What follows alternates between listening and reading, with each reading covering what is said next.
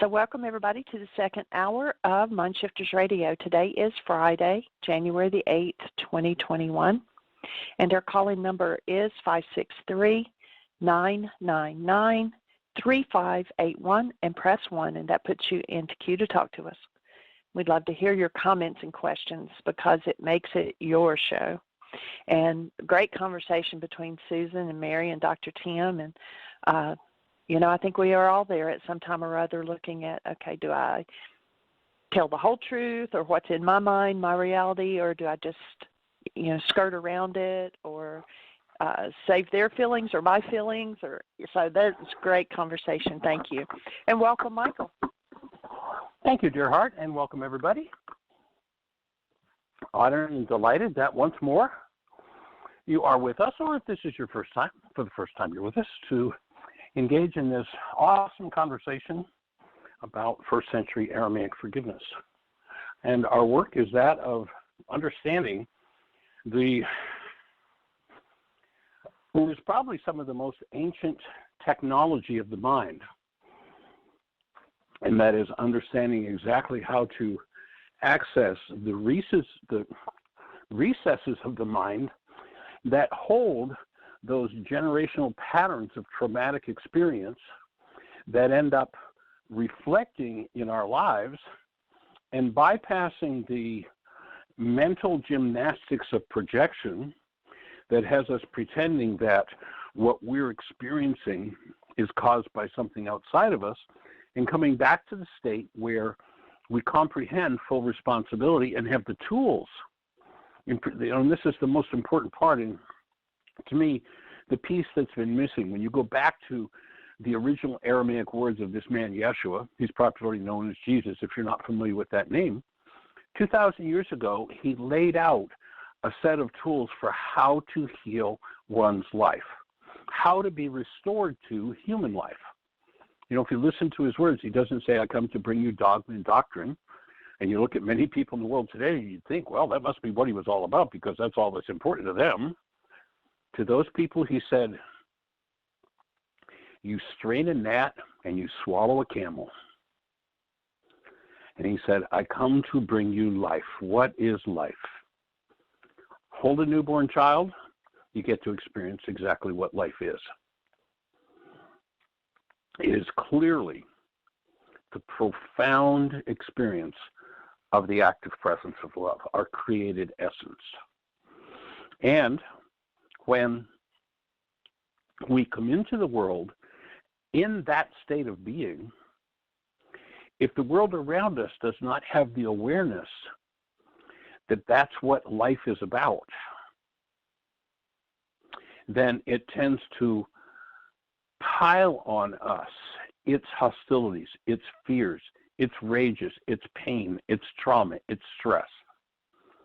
And when we are buried under that and forget who we are, just take a look at what's been going on, in the Capitol the last few days. These are human beings on both sides of this equation. These beings, in their essence, is the presence of love. It is our created state. You look at the people today that are being ravaged, and I understand that there's a new peak that's been hit with COVID deaths, over 4,000 people a day now.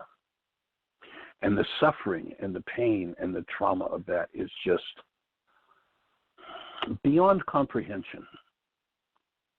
And recognizing that what I can do, what each of us can do, is to clean up our own minds so that we show up as the space of love for ourselves and our own healing, for those around us, becomes a profound posture to take, whatever the world is doing. And so we're here to put forward the understanding of how to use those tools, to make those tools available. And if you're not using the first century Aramaic forgiveness process at this point, we invite you to jump on our website, which is whyagain.org.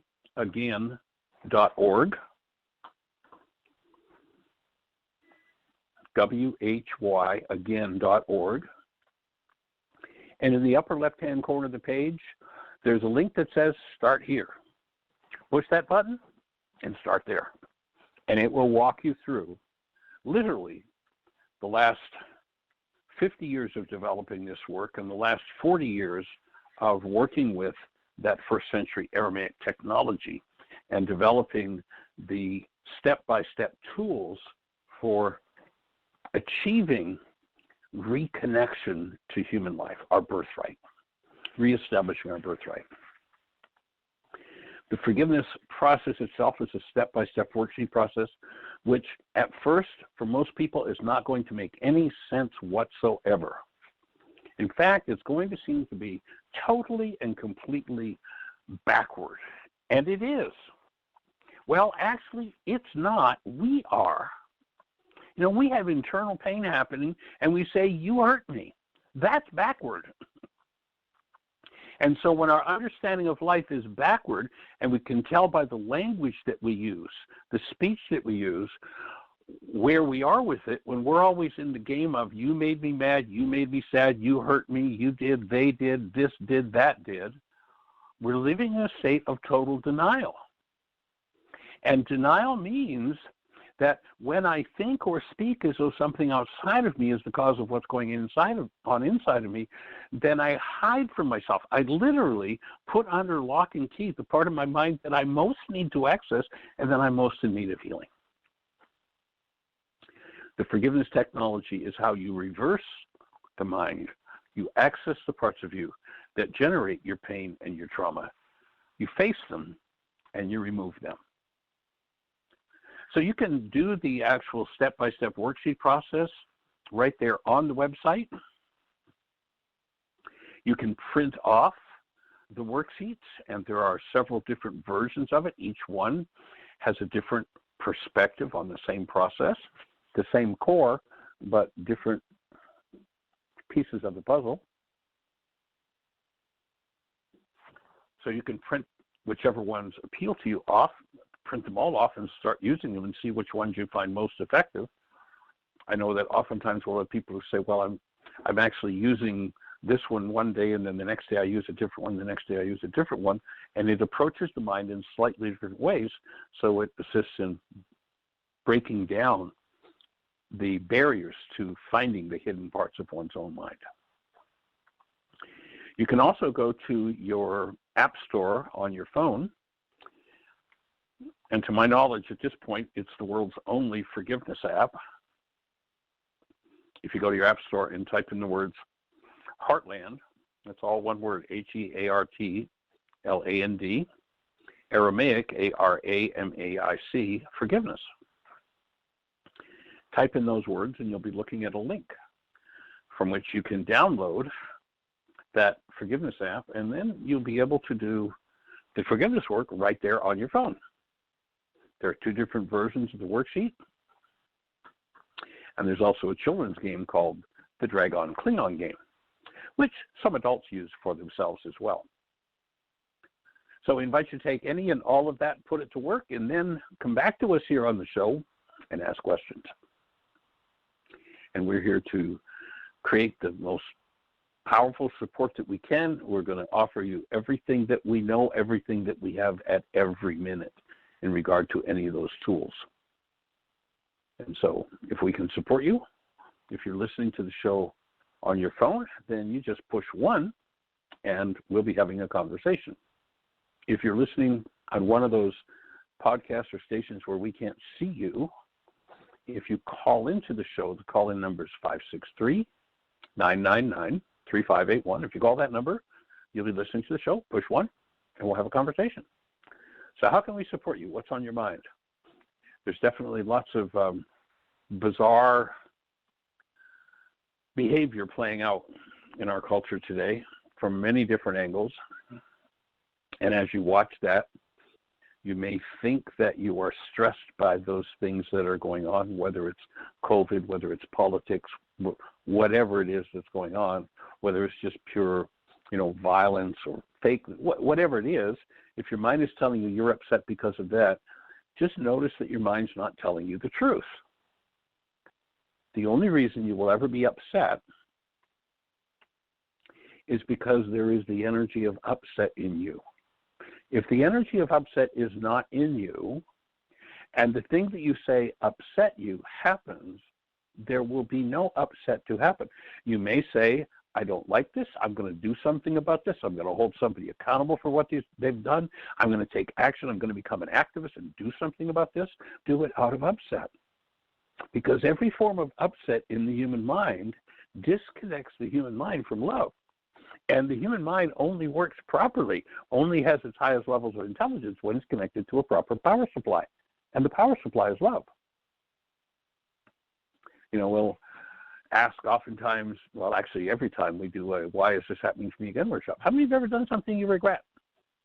Of course, everybody kind of sheepishly puts their hand up in the audience.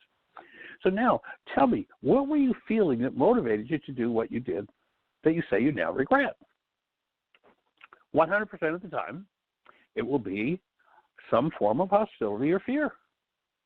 I've never heard somebody say, I did what I regretted out of this loving, connected, wonderful, sweet space. Oh, they might say, I did this out of love, when what it really was some sort of attachment that wasn't love at all. But they'll always underlying the behaviors that we say we regret will always be some form of hostility or fear. And when those energies move, it disconnects us from the innate natural intelligence that we're designed to run on. And forgiveness is the tool for removing those energetic patterns which disconnect us. So we can move to that space where we are connected, literally, 24/7, 365, whatever's happening in your world. So that's what we're here to support. That's what we're here to bring into the world, and to assist and support others in finding that space within themselves. So, Miss Jeanie, do we have anything happening in the chat room or anything happening in the phone queue? No, it is all quiet. No questions, no hands up. So we have 47 minutes. We've got plenty of time. Oop, a hand just went up. Area code 480, you're on the air. Who do we have? Hi, Michael and Jeanie. It's Scott. Well, welcome, young man. We haven't heard your voice in a little while. Welcome back. And I understand you got your personal code evaluation results, so you've got a new insight into where your work is going. How's that fitting for you? I got them last night. I haven't taken the dive into them just yet. Oh, okay. Yeah. So I'm getting there. Now my work schedule it keeps changing, and so my mornings just haven't been available until today. But I do have a request for support, Michael. You got it. What's happening? Okay, so I think I brought up to you that I did in a text that I was going to go to see a naturopath about this digestive condition, and that was right. That was yesterday, and long story short, it was suggested to me at the end of this session that I purchase a bunch of supplements, and there were probably a total of 7 or 8 of them, and they're all right. Really, they're high quality, high caliber stuff, but pretty expensive. And the initial visit was 2 hours, so it added all up to $300, and I walked away with half of the supplements. And right. So, and then here's where the trouble begins: is that over the past 30 years of dealing with this, I've been down this road of going and seeing somebody and then spending a bunch of money on supplements and it not working out. And it just took no time at all for me to spin off into,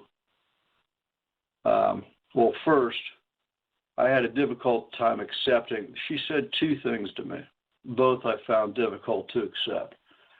One is that, well, yeah, it's going to be, it could be rather expensive, and two, it's going to take time. And it's the second one that I reacted to the most, the idea that this was going to take more time, above and beyond 30 years worth. And I just had I don't know.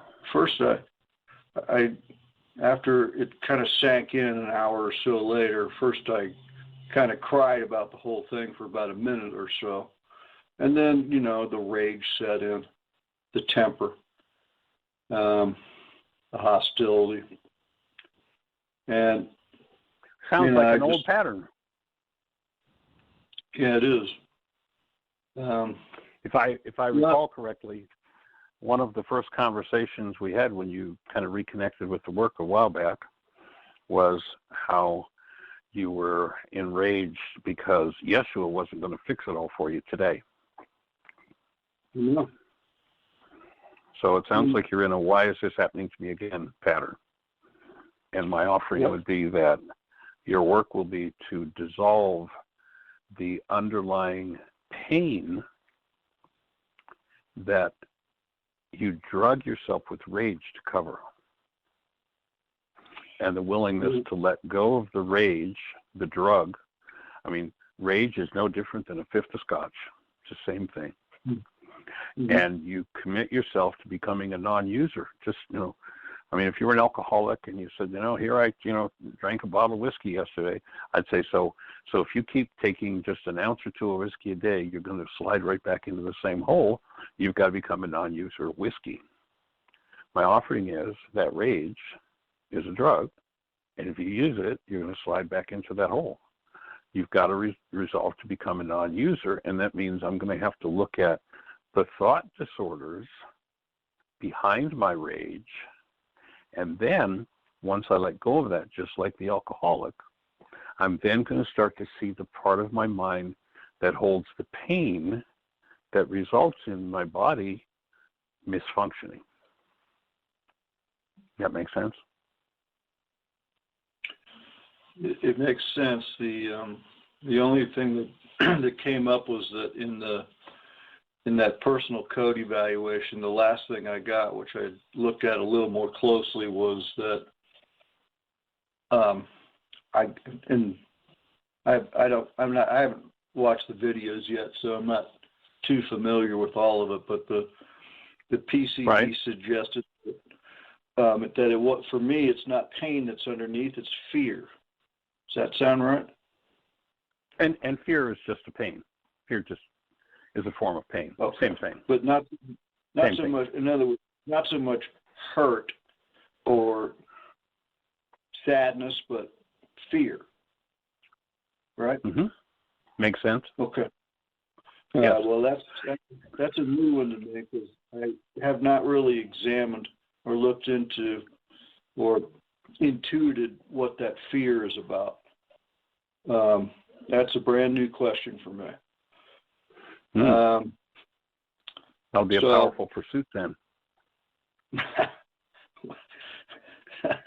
I suppose. And when I look at your personal code results, you know, your scores are quite unusually high for someone's first time doing the personal code and going into an intensive. And your nutrition score is in crisis.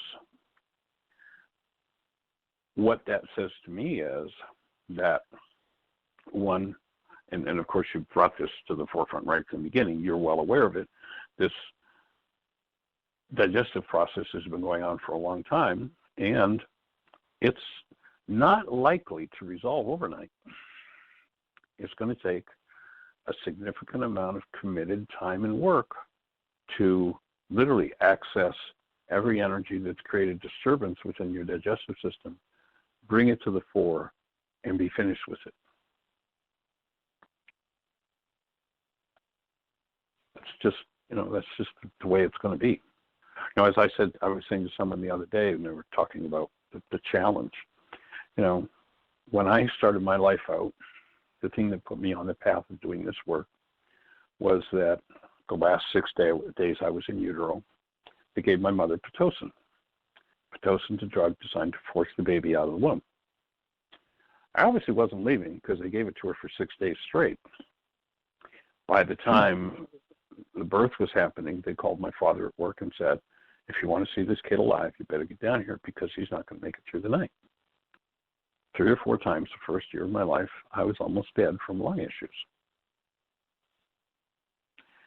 As a kid, when school opened in the opening of the school year in the fall, I was never in school the first week or two. I was in an oxygen tent in the hospital.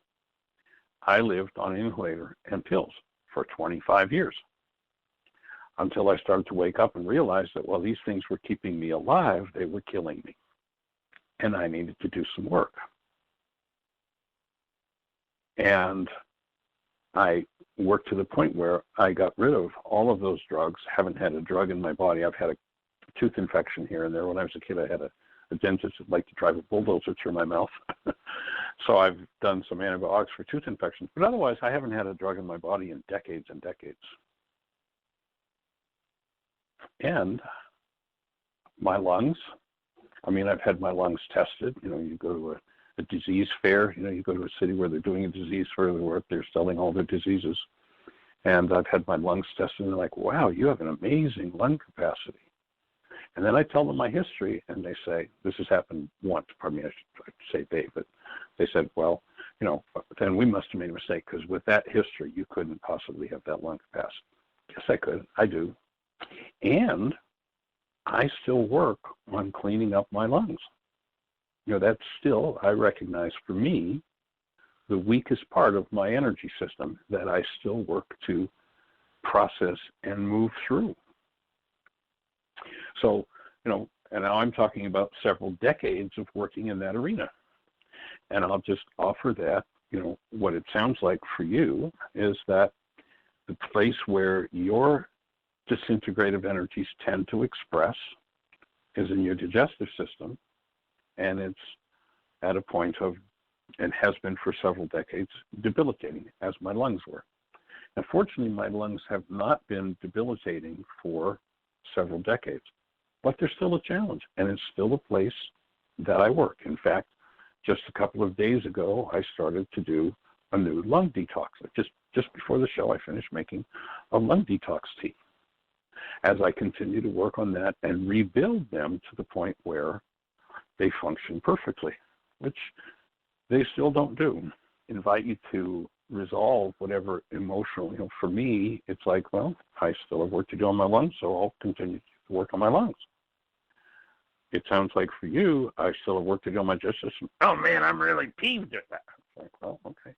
So probably the thing that's loading up your digestive system is that the thought disorders that lead to hostility. And that's where it resides in your tissue structure. For me, it's different. It resides in my lungs. For you, it sounds like the place that your structure, the weak link in your structure is your digestive system. And so it's your warning signal. It tells you when you better get looking at your life and do the next level of your work. And I use my lungs as the same measuring stick. I actually have a couple of different places in my body that over the years, in my energy system, over the years that I've noticed signal me when I'm off base. My lungs is one of them. Sounds like yours is your digestive system. Use it as inspiration to take care of yourself and heal your hostility. Then you will come face to face with your fear. And we'll be here to support you healing that fear. Can't help but wonder what it is. And then while your digestive system may still be your weak link, it won't be your crisis anymore. It will likely still be the place where when you go off base, your body says, hey dude, pay attention and get back on track here, which is what my lungs do for me. So you can treat it as an enemy, or you can befriend it and use it as a signal for, all right, I've got some serious work to do here, so I'm going to do it. Or not.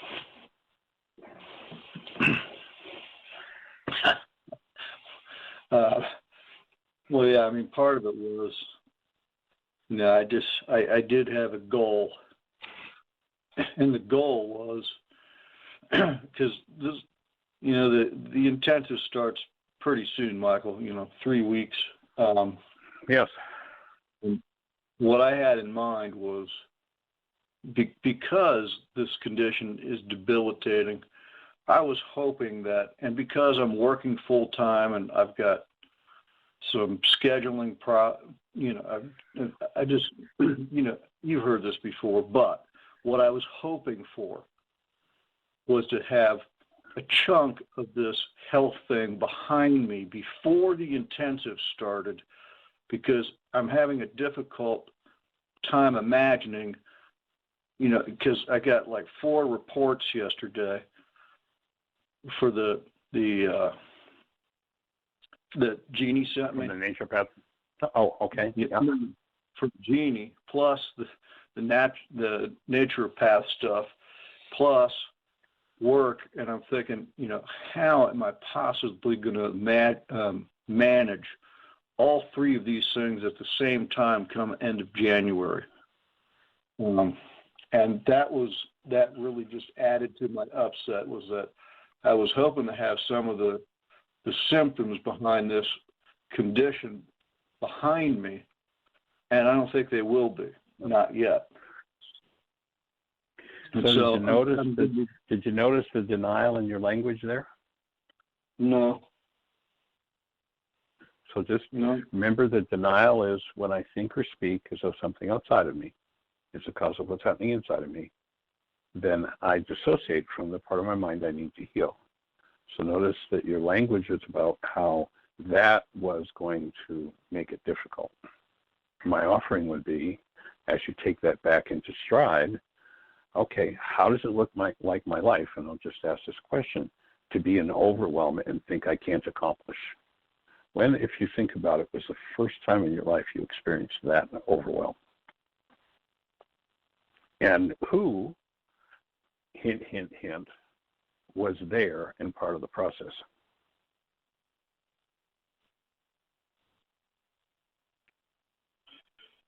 Okay, so so I hear that, and thanks. This is an observation of mine, because I've frequently, when I do the worksheets, for example, when the question comes up of go back in time and see if you can remember when, Michael, I just draw blanks over that. I don't know if I've blocked it out or what, but there's virtually nothing there. When did it, like? Well, let me take a guess. Yeah. Let me make a guess. Well, you were in front of your power person, and your power person was making demands of you. Yeah. And you couldn't possibly fathom satisfying their demands. That ever happened? And you were in overwhelm and rage. I don't remember anything like that. I mean, it sounds like a perfect fit, right? But can I take it back to a specific incident where I felt all that? So never. Well, I don't have specifics in mind, but with what you shared, that sounds like that was the story of your life with Dad. You couldn't do enough to please him, to fulfill what his expectations were of you. And that, I would offer, would, from just my recollection of our conversations, would be a power person dynamic. And here now, your power person isn't present doing that with you, and you're doing it for yourself. Well, that's a question. I'm proposing that. Does that fit? Does that? Yeah, without having to put a specific incident behind it, then yeah, it's a really good fit, because I have that dynamic being played out with the manager at work right now, where he's got these really high, almost I would describe them as perfectionistic expectations of me, and he uses his temper to get me to do things his way. So I'm looking at it on a daily basis, because there's Dad somehow, and the same dynamic is being played out every day right now at work. And that's part of the overwhelm piece is, okay, now I've also have this character on the table to deal with. Right. Mm-hmm. So what would you have to, excuse me, go ahead.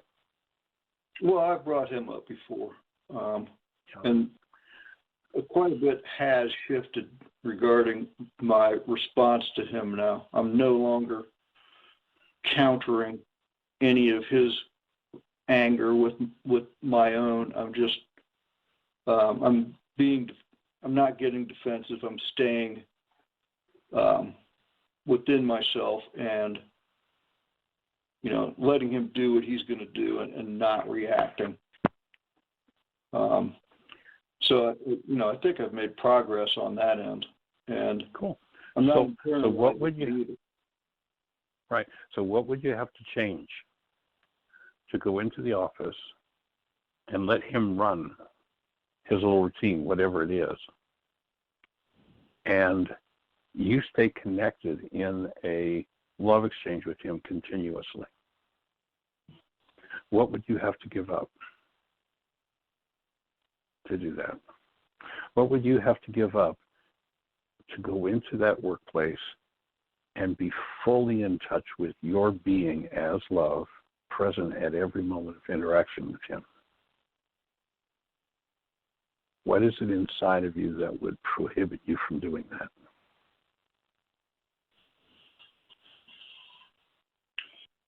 Okay, well, I looked at that this morning, and what I came up with was, the fear is that if I let my defenses down, that he's going to destroy me somehow. That's why I've been so guarded and reactive with him up to a few days ago. Yeah. So has he threatened you with a gun or a knife or run you over with the car? So then, logically, he's not going to destroy you. Mm-hmm. So I'll offer there's one of the cues to your fear. Because you know that with him, but you didn't know that with your power person.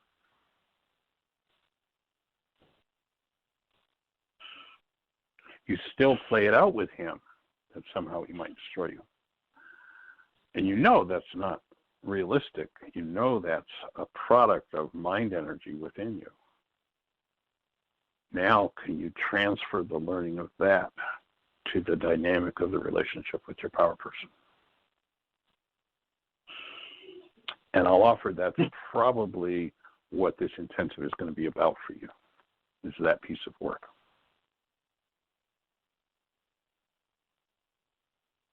Well, definitely suggests that today's lesson for me is accurate. My mind is preoccupied with past thought. Yeah, there you go. Perfect lesson for the day. Were you on the radio show when Magda shared the piece of work she did around her grandfather? No, I came in right at the end of that. Okay. I'll tell you what, I'm going to send you a link to that piece of work. And I think that as you look at it, the transfer value of that is going to be very powerful for you. It's going to open a space. Okay. So I am sending you that link as we speak.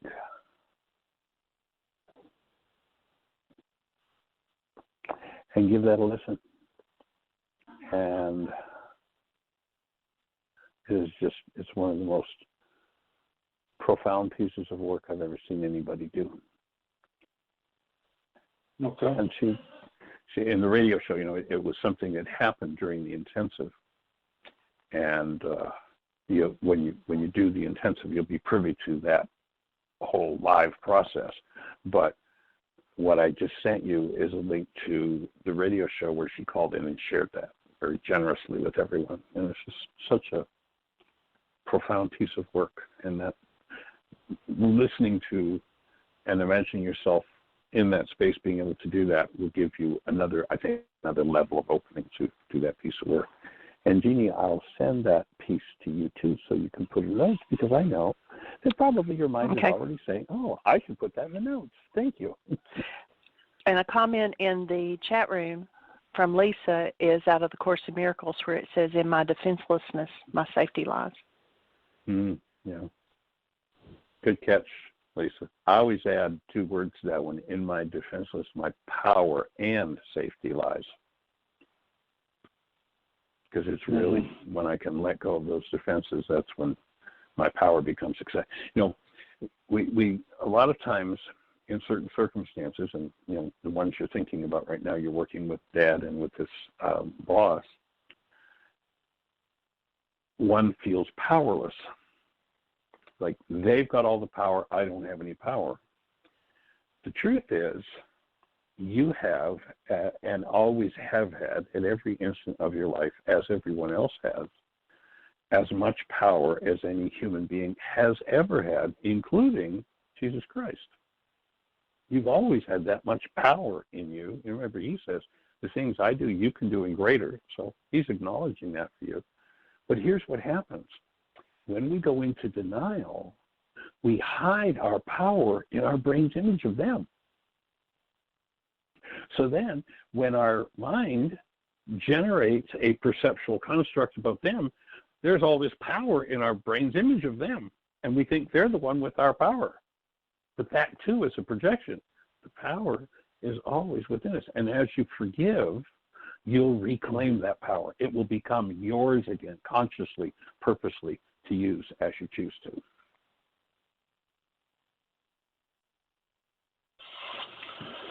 And that's where I see myself as making progress, because in the encounters that I've had with this manager in the past, I've always, I've countered his attacks with personal attacks of my own, thinking that that's where my power lies.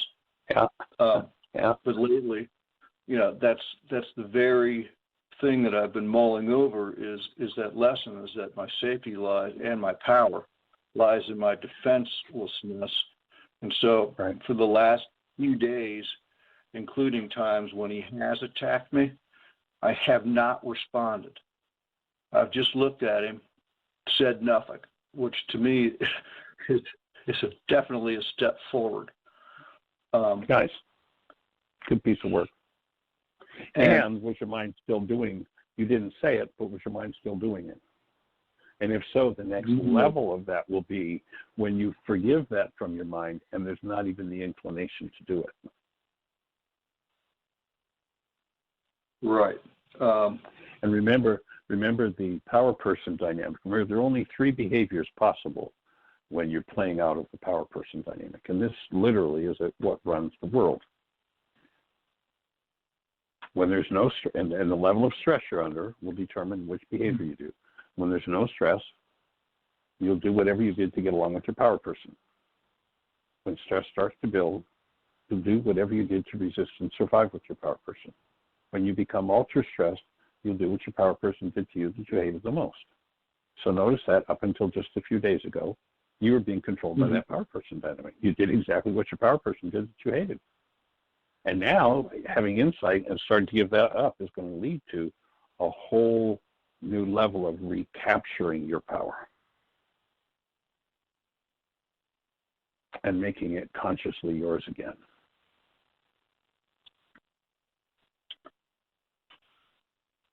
Well,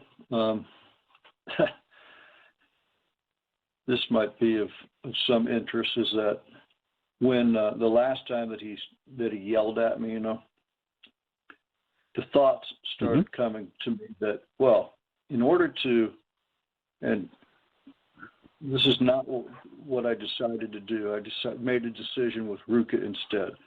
But the thoughts that came to me were, well, you need to, in order to take care of yourself, you need to establish firm boundaries with this guy about what he can and cannot say to you and when, right?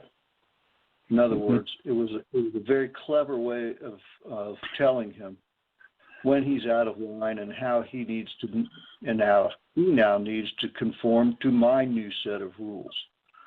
And I hear this kind of thing in 12-step programs all the time, this boundary setting. And there may be times when that's appropriate, but I went within myself and asked Ruka if it was an appropriate response now.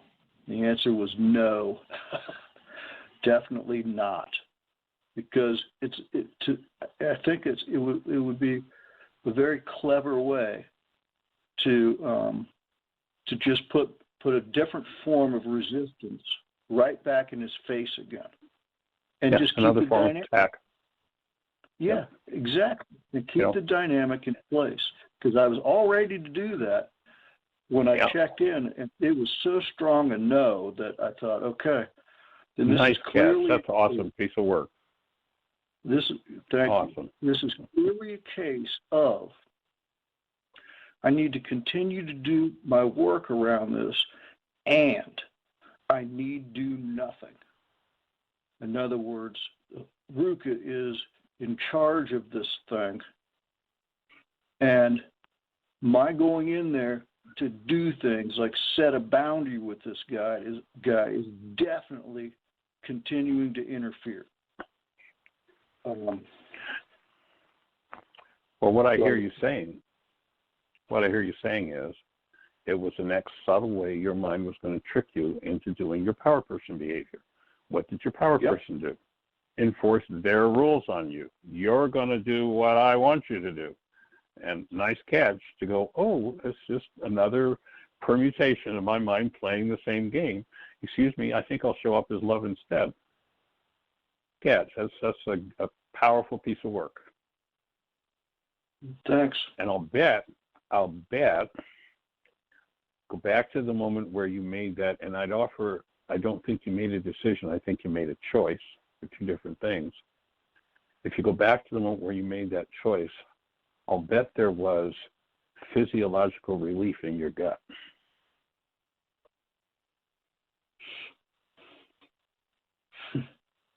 I don't you can go know, back and recapture that moment. Well, just see if you can go back in your memory bank and recapture that a few days ago. On the side where you're ready to give him your boundaries and he's going to follow your rules. Think about that. Tap into that moment and what was going on in your physiology. And then when you made that different choice, what happened to your physiology? Well, this much I can remember. When I was mulling that decision over, I was super uptight and not breathing. And then when I let go of the idea, I felt better. And at the same time, a new piece of work showed up, Michael. And because because the thought entered my mind, if you truly become defenseless with this guy and don't do anything, something bad is going to happen. Yep. And it's like you said, if he's going to stick some stones, right? I mean, if he's just going to throw verbal insults at me, what kind of a real threat is that? Nothing.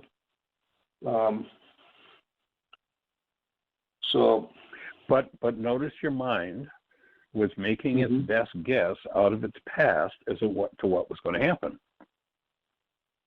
And what I hear you saying is, you said, shut up, mind. I really don't need that advice right now. I think I'm going to function as a human being. That's like a monumental piece of work. Well, that's accurate. That's a monumental piece of work.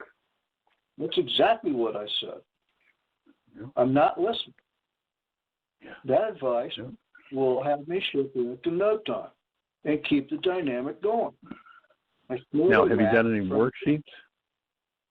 What's that? Have you done any worksheets around that moment? No, I was lying in bed. I just woke up, and this whole idea popped into my mind. And then I ran it through and thought, oh, yeah, this is the thing to do. And then I said, well, okay, so let's take this idea inside to Ruka and see what the response is. And clearly the response was no. And then the thoughts that came with it were the thoughts that I just expressed to you about how I need to do nothing, about how it's going to keep the dynamic going. All that just came right in for me as I was lying there, and then started up a conversation with Ruka about it. So it sounds to me, it showed up. Yeah, and it sounds like the piece of work you did is you moved from being guided by the ego, the non-being mind, the power person dynamic, the hostility and fear-based mind, to being guided by the mind of love in you. And that's as powerful a shift as you get. Well, and yeah, so nice work. Congratulations. Right, there's more, right? I mean, now I've put the sword down, so to speak. I'm not going to go hacking back at him.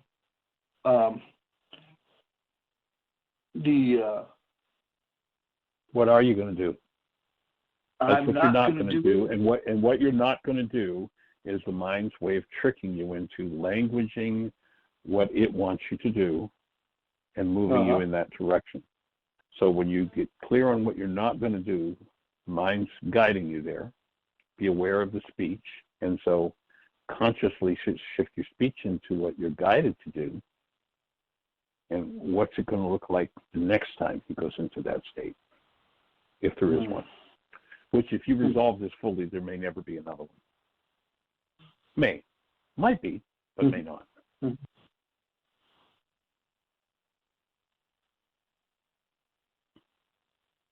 know, the being the active presence of love is in when he's doing that, or being that active presence of compassion. That's well, I can imagine it, but and that's where it starts. That's one of the 5 smooth stones of David. Imagination is one of the 5 smooth stones of David when you can image that in. So be with that. Remember, the 5 smooth stones of David are what took down Goliath. And Goliath is the mind that's going to keep advising you out of the power person dynamic and out of the past. Well, the very last time that we had this conversation, had a conversation, was about how I had been given that experience, that revelation experience years ago of what pure compassion was, and the immediate thought that arose from my ego is that that's not strength, that's weakness. You know, and that the anger and the rage are the strength. Yeah, that's its game. That's right. Clearly, that's a lie. It's just, okay, so how do I get myself to the point where I bring that degree of compassion to the table in these circumstances and trust that that's the solution? That's what it's about for me. Here's how you do it. Here's how you do it. All of the above. And notice that exactly what you're working on right here, right now at this minute, is exactly what's reflecting on the national scene over what just happened in Washington, D.C. In fact, the very conversation is going on as people are being blamed in Washington, D.C. right now. Exactly that conversation. So, maybe it's your space to do this piece of work to open the energy field for that whole thing to be resolved on a new level. Because it's the same conversation. That thought, 5 minutes ago, that thought did flash through my mind. Not that what I'm doing would have an impact on it, but how what I'm doing is a parallel to what's going on the national scene. It's kind of kind of odd that you brought that up because, I mean, it literally was a very quick flash, but it occurred to me. So now I don't. So bring in the Course. When you are healed, you are never healed alone. Mm-hmm. Your work will have an impact on what's happening there. In fact, your piece of work may be the critical mass that shifts that whole game. I don't know, but it could be. I do know it'll make a contribution to the energy shift in that whole conversation. You know, it's like there's a way the minds on the planet have been working for centuries. And when you choose to bring a mind in, you know, much like, you know, if you do some research in the arena of patents, seems like a silly conversation, but it relates. If you do some research on the idea of patents, you'll find that there's a particular, totally, completely new invention that's never been thought of before, and this has happened several times.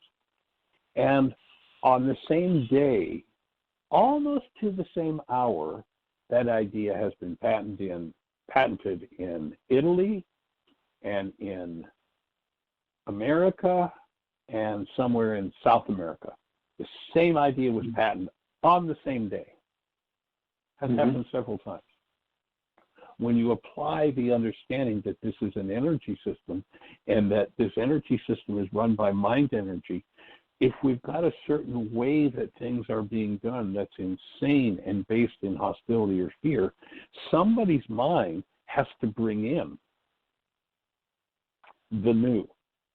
And when somebody's mind, your mind right now, brings in the new, especially when, you know, whoever's listening to this show right now is joining in that, it creates a field that changes the game.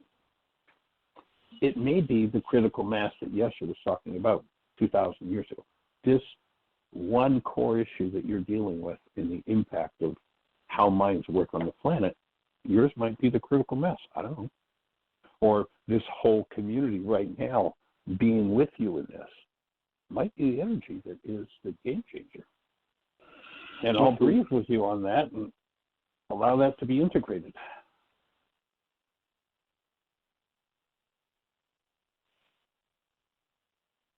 Okay, and I mean, the whole reason I called in, Michael, is that, you know, I knew I was wrong. That my perception. Right on track.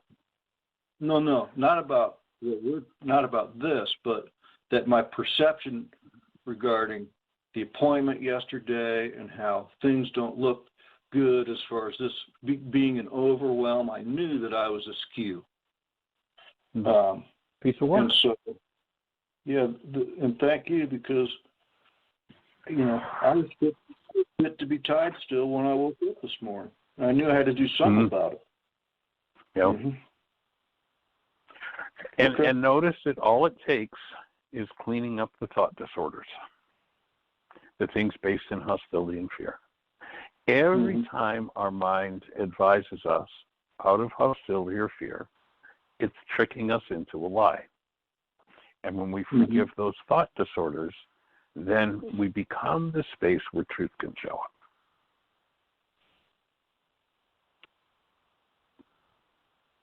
Joining you in it. Okay.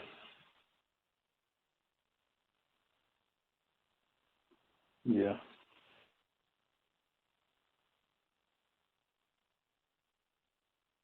And, you know, we can save this conversation for maybe the next time, but because I've expressed this before, in having experienced the nature of my true being, there is definitely fear around the responsibility and the power that goes with it. And like I said, that's another conversation, but it's just clearly a fear that's present for me. And so there are probably times in your past as an eternal being where you've misused that power. And notice that you're coming to the point where you're correcting your mind and are standing in the space of using it properly. Instead of becoming your power person, you're going to become the space of healing for those power person dynamics. Okay. Might be an issue you've been working on for a long time. How long? Long lifetimes, maybe? Oh, okay. All right. Well, this is all right, my friend. Nice work.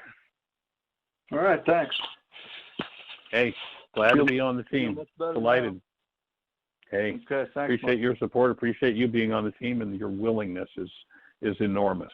That's something that I acknowledge you've grown immensely on over the years. So, nice work. Okay.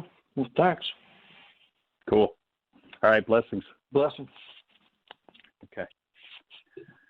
All right, Miss Jeanie. Well, we had another hand up, but they've disappeared. We're down to 3 minutes, so perhaps they realized that we wouldn't have time to get into depth, but we could hit something quickly if someone presses one. And, of course, there's tomorrow. No, tomorrow's Saturday. Oh, no, tomorrow's Saturday. We've got the day off tomorrow. Okay. Hey, a day off. Oh, cool. We have a hand up at 770. You're on the air. Is this Linda? Yes, it is. Thank you. Hey, welcome, Linda. young lady. Yes, what beautiful. I'm in Georgia, where a lovely lady named Stacey Abrams was not elected the governor, probably because of bad voting stuff, but she herself has been working on it for so long.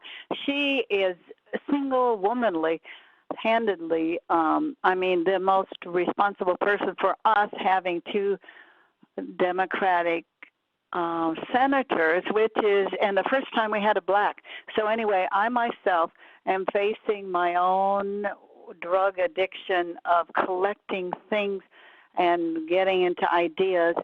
And because I'm moving out of where I've been living 4 years, out of a bedroom and another closet, and I have ideas. I've got all of your notes, I've got, which are useful only if we use them. So all of this stuff needs to be removed, and I'm looking at how I've used it as a drug just in my face. And the work that he did was so beautiful for what's happening right now, and I realized maybe you could help me with letting go and knowing what I really need. What I'm realizing intellectually, I know I don't need anything. I'm connected. I'm with everything. So then I'm wondering, okay, what do I keep? The tools, right? Sounds like all of the above. The tools, use them. But it sounds like you're on the cusp of transitioning from a way of thinking that keeps you bound to things into a whole new mind. And it sounds like you're right in the throes of that process, and that's a sweet place to be. I got it. So kind of enjoy the confusion. Enjoy the letting go process, breathing, and of course, using every tool, all of the above. The worksheet necessary. Doing a love exchange in the mirror with yourself when necessary. Maybe doing that codependence worksheet.